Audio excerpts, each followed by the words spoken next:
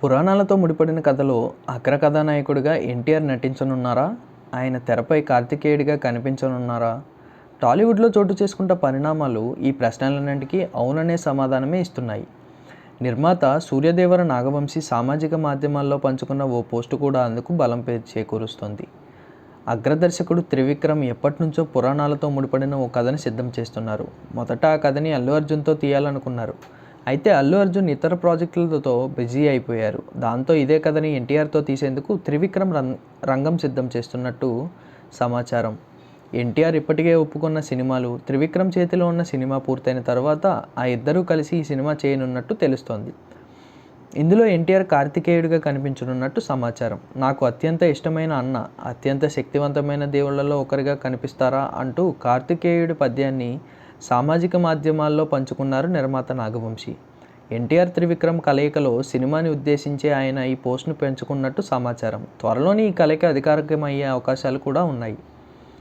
దేవరాతో ఘన విజయాన్ని అందుకున్న ఎన్టీఆర్ త్వరలోనే వార్ 2 సినిమాతో సందడి చేయనున్నారు. హృతిక్ రోషన్తో కలిసి ఆయన నటించిన చిత్రం ఇది.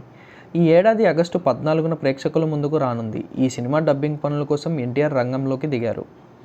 మరోవైపు సెప్టెంబర్ 25న 2 పెద్ద పులులు తలబడబోతున్నాయి. రెండింటిలో ఎవరి పంజా పవర్ ఎంత అన్నది తేలబోతోంది. దాదాపు 7 ఏళ్ల తర్వాత ఇలాంటి సన్నివేశం తలెత్తడం విశేషం.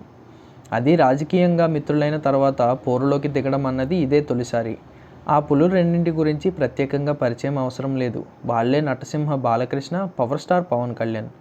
బాలయ్య నటిస్తున్న అఖండ 2 సెప్టెంబర్ 25న రిలీజ్ చేస్తున్నట్లు ముందే ప్రకటించిన సంగతి తెలిసిందే. సరిగ్గా అదే తేదీకి పవన్ కళ్యాణ్ నటిస్తున్న ఓజీ కూడా రిలీజ్ అవుతోంది. వాస్తవానికి ఓజీ ఇప్పటికే రిలీజ్ అవ్వాలి, కానీ షూటింగ్ జాప్యం కారణంగా వీలు పడలేదు. దీంతో పవన్ వెళ్ళి బాలయ్య ముందే ఫిక్స్ చేసుకున్న రిలీజ్ తేదీపై పడ్డారు. దీంతో ఇద్దరి మధ్య బాక్సాఫీస్ వద్ద టఫ్ ఫైట్ తప్పదు. నువ్వా నేనా అన్న రేంజ్లో వార్ సాగుతోంది. అందులో ఎలాంటి డౌట్ లేదు. దీంతో ఎవరిలో ఎవరిది అప్పర్ హ్యాండ్ అవుతుందనేది ఆసక్తికరం. బాలయ్య, పవన్ తలపడటం తొలిసారి కాదు. మొదటిసారి ఇద్దరు 2006లో పోటీకి దిగారు.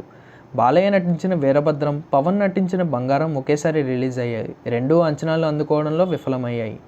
అటుపై 12 ఏళ్ల తర్వాత పవన్ నటించిన అజ్ఞాతవాసి, బాలయ్య నటించిన జయసింహ భారీ అంచనాల మధ్య రిలీజ్ అయ్యాయి. ఆ రెండు కూడా డిజాస్టర్ అయ్యాయి. ఆ తర్వాత ఒకరికొకరు ఎదురుపడలేదు. మళ్ళీ 7 ఏళ్ల తర్వాత పోటీ బరిలో నిలిచారు. దీంతో ఆ చిత్రాల ఫ్లాప్ సెంటిమెంట్ కొంతవరకు ఇద్దరిని వెంటాడుతోంది. మరి ఆ సెంటిమెంట్ని బ్రేక్ చేసి సరికొత్త రికార్డుల దిశగా దూసుకెళ్తారా? అదే సెంటిమెంట్ని రిపీట్ చేస్తారా అన్నది వేచి చూడాలి.